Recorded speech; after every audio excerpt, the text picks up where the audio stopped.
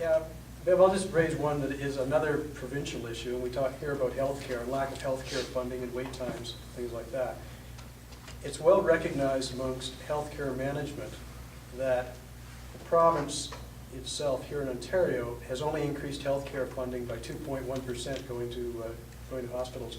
The health transfer, funds transfer from the federal to the province of Ontario grew by over 6% in the last year. Is huge. So that contribution from the federal side has certainly been very strong. It's certainly not what's holding back healthcare funding here in Ontario.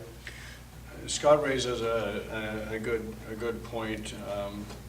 The last sort of recession we're in, the Liberals, I mean, how did they come out? How did they come out of this thing looking good and paying off? Because they cut all services.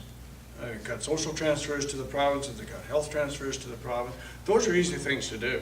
I mean, if we wanted to change our balance of our books and make them look better and make somebody else look bad, it would have been easy to cut our transfers for education, cut our transfers for social transfers and our health transfers. But we've chosen not to do that.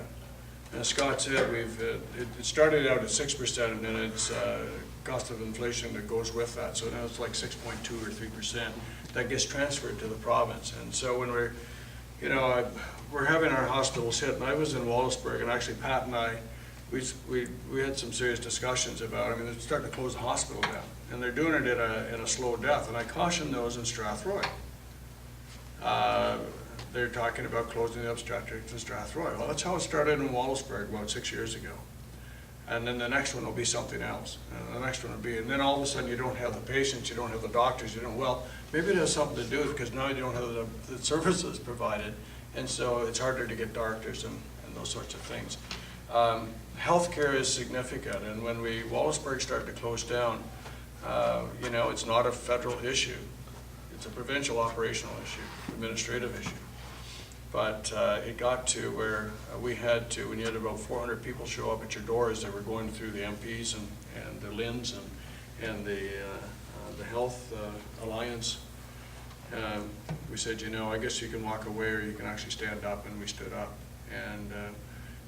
and spoke. And I think that was likely one of the best things that we've done in terms of support for the community, because those are the points that needed to come forward. And I'm not here to bash my counterpart Maria. She works hard and she understands that impact in this riding. But I'll tell you, boy, the governments, and we tend to focus on large major areas, and if we don't stand up for our small rural communities, then they're going to continually get hit in education and healthcare unproportionately, okay? Disproportionately to our large urban areas. And I think that's the important part. Why? Because we're easy targets. And there is an incredible lack of understanding between those people that don't live in your community, that live in somebody else's community, are making decisions on yours, likely about a community they don't understand.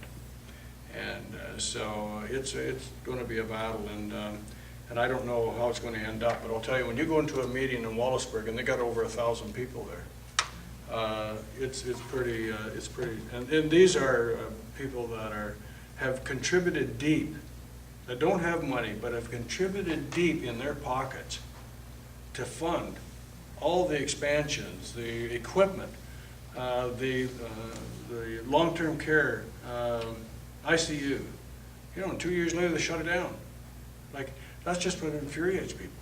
And so it would have been easy, Scott. You're right. It would have been easy to cut those, but we haven't. In fact, we continue to increase them because healthcare is an issue.